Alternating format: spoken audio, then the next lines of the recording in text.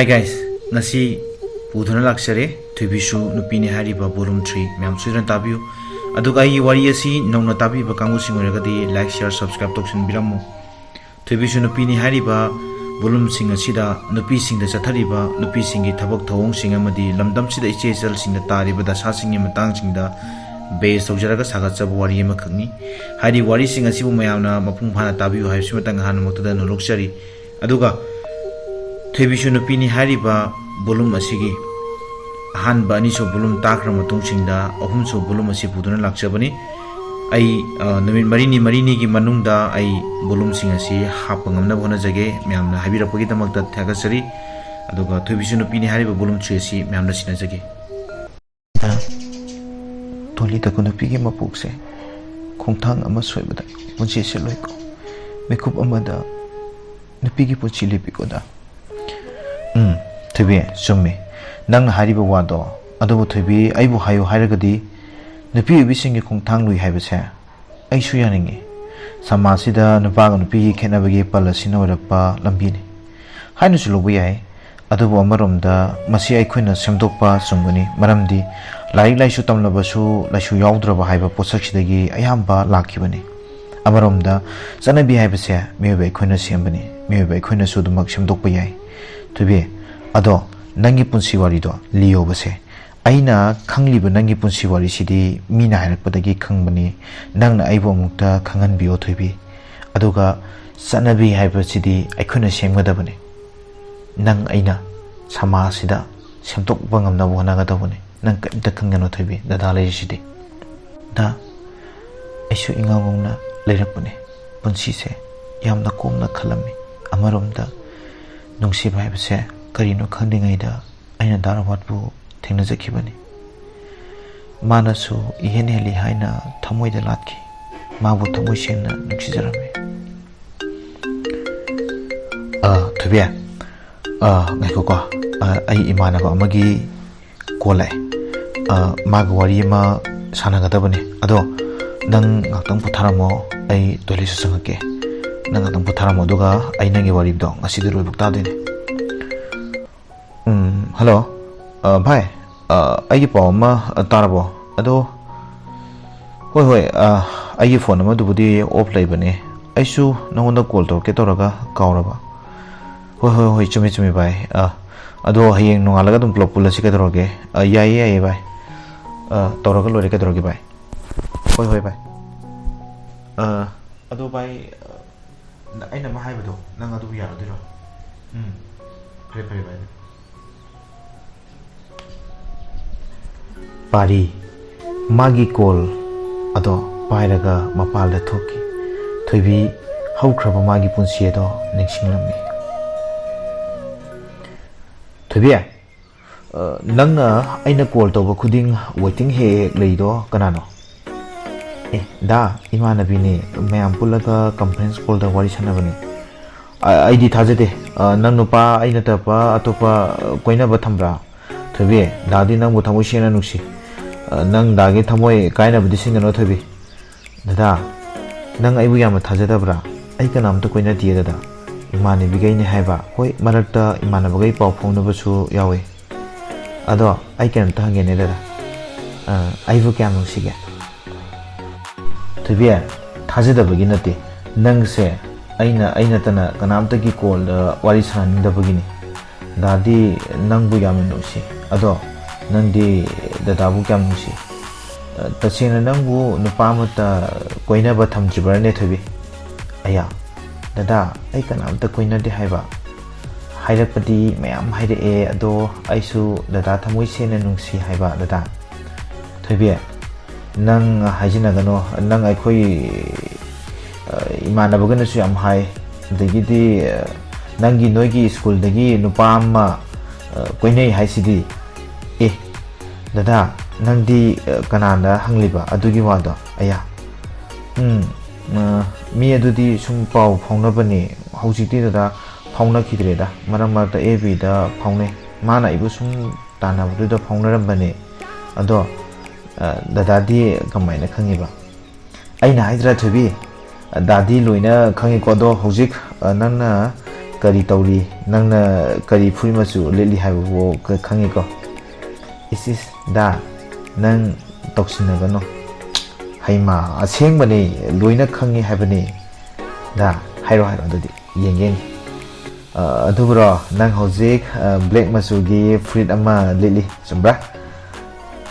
lale dudi lale lili dudi nang yong lite aidi hojik pink machu gi fruit lili nang hajinaba yamna hai da nang nupi mayam koinaram dong mali thoibi ai nupi koide hoi hanadi yamna koirame adubu aise sakti na loina to ameda aigi haibu nang khakdani ado nang na chinthinu da nangi furito munna yemoda manunga pa tat mi sidi da nang chai le ko nang lan brane thoibi da nang thoibi lan brane da na haido da nang yamna khanu ko sidi mi furit nate so ado furit natadi karino de si furit si already phajarani danang tallibo yamna khalibo sibu furit ni sililaga chatpa yabro tebe dana phagi tawni da ado dawre call tawrake thabak tawge ko ado call message di aina tharakpa aina tawrakando na tawko hello ko dagi phone se anga gaina su hekta paiba moi youtube ta wari tabagi aduna nana call tawrakpa message tharakpudo aina khangaudradi pharak tai ado nana call tawrakpada aina call kakla adi da thabak tawbagi ne khaluko aduga amana aikoi anga gai moi youtube ta abju namgi wari tabagi ko akhoi phone se moina paisalaurani aduga call se moina heta kathatpa aduma heta kathatpa ada moina pairadi aisu khangdre adunani ado nangsu kaino maigine moi youtube ta abju namgi wari libane bako mai wari da sum taune nungai bane khoi ngang gaina sum haipudagi aisu khangbane da khoi ngang gaidi ngak sangbuda I phone je paraga mai wari da dum taye ado nangi sunangi na manabi gaida dum aksha to ba to mai wari do dum taba nungai bane tobi ado phone che nang aina tawragadi aina message thagtragadi nang call si tawrakanu ko maramdi dagi phone se moina su anga gaina su pai bane nungai te ko youtube ta yawune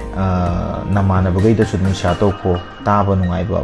bolum ga khaido ga yamna libane ado da thamlage ko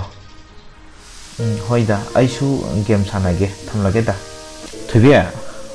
ngasi de aisen dawam jaibo aigi matam kuirabada selama imana ba mana pukhi bane magi mobile lobugi ado ngasi singe sahi ani mapung phara bane sel se ado gini ngasai call to ido ado aiwa ma hangene karigino nangna unga galeramido karigino ba kaidorage ha aduga amana nangodan yam hangingbu hangamaga leiri nangna whatsapp pai jiba aduga mayamna tas paine nangna keypad pai se kaino sise aina nangoda hangena khalaise kuirabane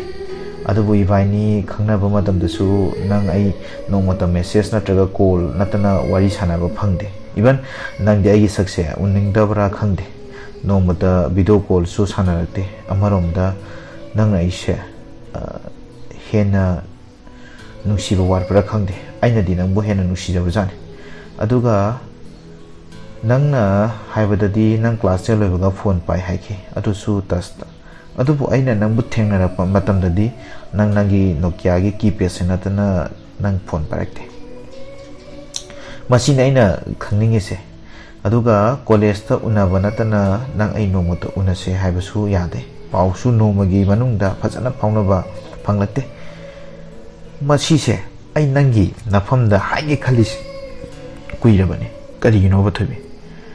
ado hoji aina ngatang ko la ina thubada nang ungale ramido kaidorage sanugai tabro aduga thobi yengune amaju haige bako nang su nomada message se khallage mo chama ne ba thanaba yani se ado mi no namak che message chama che roi thanai ne ba ꯑꯩꯒꯤꯗꯤ ꯅꯣꯡꯃꯗ message ꯀꯨꯟꯊ꯭ꯔꯥꯁꯦ ꯌꯥꯝꯂꯝꯒꯅꯦꯅ ꯈꯜꯂꯦ ꯃꯤ ꯈ꯭ꯋꯥꯏꯒꯤꯅ message ꯆꯥꯝꯃꯁꯤꯗꯤ ꯀꯣꯟꯅꯗꯦꯅ ꯑꯟꯂꯤꯃꯤꯇꯦꯗꯇ ꯋꯥꯆꯞꯇ ꯐꯦꯁꯕꯨꯛꯇ ꯊꯥꯅꯩ even ꯄꯨꯡ ꯀꯨꯏꯅ call ꯇꯣꯛ ꯇꯧꯋꯦ ꯑꯩꯒꯤꯅ ꯁꯥꯡꯂꯕꯗ 1 hour ꯑꯗꯨꯁꯨ ꯅꯣꯡꯃꯗ ꯑꯁ ꯈꯪꯗꯦꯗ ꯊꯣꯏꯕꯤ ꯑꯩꯈꯣꯏ ꯑꯅꯤ ꯈꯪꯅꯩ ꯍꯥꯏꯁꯦ ꯅꯨꯡꯁꯤꯕ ꯑꯃꯠꯇꯕꯨ ꯅꯨꯡꯁꯤꯕꯒꯤ ꯑꯣꯏꯕ ꯃꯇꯥꯡꯗ ꯑꯃꯠꯇꯕꯨ ꯈꯟꯅꯗ꯭ꯔꯤꯗ ꯅꯪꯅ ꯑꯩꯉꯣꯟꯗ ꯍꯪꯉꯛꯀꯅꯤ ꯅꯪ ꯂꯥꯏꯔꯤꯛ ꯄꯥꯔꯕꯣ ꯀꯔꯤ ꯍꯤꯟꯖꯥꯡ ꯆꯥꯒꯦ ꯀꯩꯗꯧꯔꯝꯃꯤꯅꯣ ꯒꯨꯗ ꯃꯣꯔꯅꯤꯡ ꯒꯨꯗ ꯅꯥꯏꯠ ꯂꯥꯏꯔꯤꯛ ꯄꯥꯎꯀꯣ ꯑꯗꯨ ꯇꯧꯀꯣ ꯑꯗꯥ ꯇꯧꯀꯣ ꯁꯤ ꯅꯠꯇꯅ ꯋꯥꯔꯤ ꯁꯥꯟꯅꯕ ꯐꯪꯂꯛꯇꯦ ngasi nang aigi wahang sige pakhum amata pidaba yaroiko aduga hojing nangna manglaga leirambado ado aingonda khangallo karigino nangna ngatang aina thokpada mangala leiramidubo loire he aina ngatang thokpada mai mangnaradi haye aina ga thabaki kari gi mapanaga sadadi nang kayudiba admai tawido ses ngasidi yamna khanung sirapga maliko da adugi nateda इस तौशनगनो नंगना आइबु क्या नुसिगे हाबजोय खंगे अदो नंगना मंगिदो कइदोरगेबा चे नाकुंग तु तुमिन हाइबो कइदोरगेबा दा अदुगी नते हाबा फरेसे अदो आइना नंगोदा जे हंगी वासिंगदो अदुगी पाखुमपिरो करिगिनो बा नंगना कीपैड पाइरमीबा टच पाइरमद्रिसे नंगना एंगोदा दि टच पाइगे हाय सेदि टच पाइरमदे कइगिनो बा दा आई कइसु तौदेदा सुम अगी पुंसी वारी कयादो खलम्बने फरीने से अदो नंगी वारी मखादो लिरो आई फोन सु लोइना ऑफ थमले दारोबात का नंगा करमना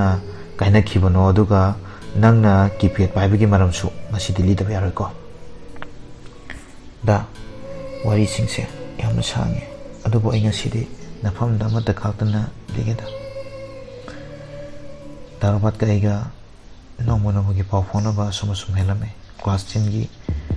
एग्जाम हाइदोपा अमिने आई फर्स्ट डिवीजन दा यावे सब्जेक्ट अहम सु लेटर चले युमदन आई मार्क ने मेना ngangamme दारोबा सु एग्जाम हाइदोकलबा पुंग अमागी मतुंगदा कॉल तोरकलमे हेलो थोबिया लो एग्जाम हाइदोने अदुना कै जानेगे नंगबो दा स्कैन चानिंगदेदा युमदा दिंगांबदा लोरे चानिंगबा कमता फावद्रेदा कई ngangiरो दे दाउजु लाकने नंगना जानिंग बाबा हाइरो ओ अदु ब्रो मार्क नेमबगी ngangiba आइदी दाना पिजनिंगबदो अदुम यारेदा होय अदुदी दाला गेको अदो होरेन दा लागा पोरागे सापोतो दुगा आइना पोरपदो दा होरेन हाउले सागदो होय दाला पुगा कॉल तोरकेको दा अदो दा खोय तयाइदो ngasi लाकनी हायाबा तल्ले मालादी फरम तानी अदो होरेन आई थोलकपा याद्रसु नंग हातंग आइबियुको आई तुमिना मोंगेंगा थोलकेबा अदो आई से दागी कोला एना थोलकने दा आई थमगे बाबा होय सुमेने लयेबा अदो होरेन दाना लाकुका मेसेज आना थारौको होय बाबा होय लयेदा आई थमगे होय होय थब आई दा होय लाका मेसेज आना थाराके दा थमगे को थमे फोन थमखिबगा ऐसु संगे गादा चातुंबी लो बाबा वाय खरागी नंगना खरा खजी खोनारबदी नंगसु पोजिशन सनगदबने 25 पोजिशन दुगा नंगसी सुनकी हम खतनी खेनरिबसी इपा खरा पेनबदी वाले इपाना नंगदा आशा थमलगा बाबा आई सोशल साइंस सोखिबने बाबा मथंगदा कन्नो होनरगेबा फरे अदो इचाबु कायदा तंबी खलिनो बाबा दा मुतरा हायुसी इचंतबे नंग कायदा लेगे तयाय आइसिदा कादा लये तयाय नंगी मार्क्स कइनो सिबो सोशल साइंस नंग ट्यूशन अनिरक सुचलिबनी नंगी मार्क्स मानी सोन सोरी सिबु कइनो थुबिसिबो याइमा हौख्रेबदी हौख्रे मथंगदा माइन होना जरनीदा होय बाबा दुबुदि अदो इचन तोंबी अस तयाय खितंग डिपेंड नंग कोचिंग जुसी सोशल साइंस की अनिरक थारिनी दुगा नंगना अदो फरेसे चनबे कइयांग चासिगे ngasi de hayo Swaida Nanga Noi Namanabi Premiga Katam Mani exam pass story se Atai di pass out di I know in a sida Taya Binoi di Moidu Kampadala e Hebra Haina in a sida Ado Kadisa Sige Taya Tolo Sufang in a city How is that them? Kaisasige Yaima Nathan PC Katai de Taman Sige Nathan Piga Kanaram Baba senior citizen gi meeting natang thugi hoi baba yaima nogi ngarang nupi macha magi case tu kamai tokre nupa da phanglabra kari kari hinare hoi ba number to trace toraga lokhale nupi dugi lekai dagi mi ura male magi mobile amadi video clip na singba singa du su phagale ba aduk phataba mi do Makungla Makulama to the Laga Pagadabani. The Pimasado Kayurangani, Matam se Yam the Patre, the Pisu Nupasu, Nupado Hatu Laga Pagadabani. Madugum Laga, the passing to Nani, Nasi Sang Sharjida, the P. Bisingi, Sanapamla Tribus, Agi Mundagatovadi, Idi Hinga Tamboy. Baba, Masi, Nupado Kotagi, Maranati, the P. Masado Gisu, Asuba Yamali. Mana magi private photo video na singba sing adu yari makai mobile da thamloi da bane aikoina section ga da bani da even delete tau khraba photo na tragana video recover tau busu yai ba tha magi manung da leiba gaidi aduga baba matam sida nupi macha amadi nupa macha singse yamna soiba leida aduga ngarangi case gi yengragadi Nupa macha jugi budi yamna soire aduga nupi macha dugi su soiba khara leitabudi nateba akoina section da bakra dagi akoina loina moksura pongatani aduga manaba akoigi matam sida nupi macha sing amadi nupa macha singna use tawriba video call ase afoba nate baba net ki kuthang da tawbanina net tawraga sinjana banina atopa hacker kanguna line hack tawbasu yai Masi akwai da dinga tana thengna leiba posa oi banina yamadi nungai di ado aina ju masi je baba hoi da mayam da khanganing badi leibani matam sida bai su kari haga da mun khangdre hajik lai ba case na marona ma tai gi case amla ta lakte adu gi video adu leak ore adu mai to na adu tore pa macha am du gum nupi macha am da dap torom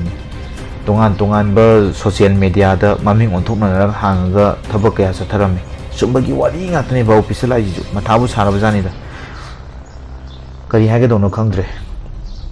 masa gi maming se nata bida nupi macha gi photo hablaga nupi macha sing dugi cha sokpa ya thabak toba kaya ama su yauri ban masi ba khona section da budagi ni khona su masi section ba yai aduga wansung tang akhoi gi phone se ba min hack to khaba ai gi data kudimak se unknown person amana loina ugadori bani aduga amana baba mobile phone se masak khangdaba myoi amada call togen heta toholoi dabani to masi tohon be yadeba maramdi number da code khara sinjinaraga madugi phone ado hack to busu aduga baba yamna luri badi internet se yamna fai baba aduga mobile da yauri ba front camera amadi back camera se net mateng na use to busu yai aduga Yariba Makai ba aikoina fi hongba khotpada net on tawraga mobile phone se inakta thamloi dabani aduga 24-hour net on tawbugi su mangjabala yam leiba aduna aikoi darkar leiba matamda da on tawgadabani aina ina paidiba sinjanariba mobile se ai ithanda sinjana banate atopa unknown person kayana su yenglibane baba simaje akoina khangadabani adudi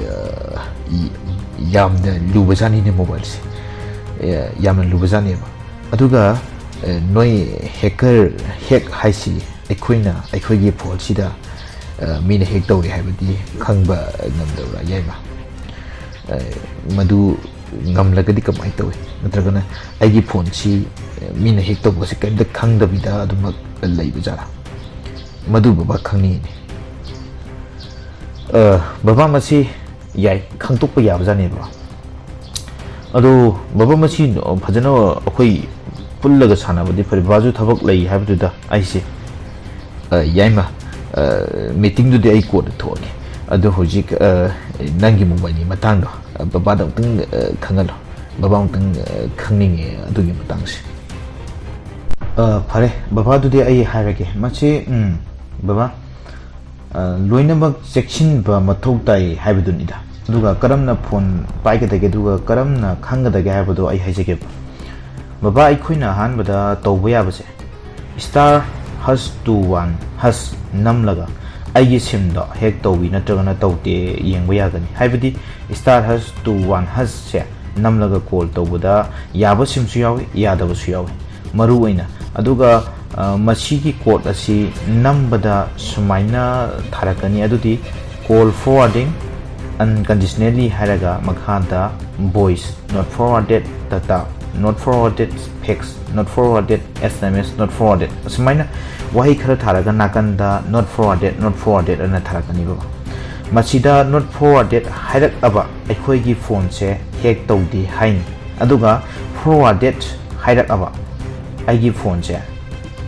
hack तौरीना खंगबा यादेबा अदुगा code असिबु अखोइना code अमसु लैबा असिगी code से नतबदा star हस 62 हस नमलगा आइगी call से Kannada forward तौगे येंबा याय हाइबदी call से आइगी number से खगता नतना आइगी number सिदा Lakpa call से कनादा चटके येंबा सुयाय star हस 62 हस नमलगा मसीगी code सी number number अमा संथुलक अबदी नंबर अदुना आइगी कॉल से फॉरवर्ड तौरे हाइरिंग मसी अखोइना लौथोकपा मथौ ताई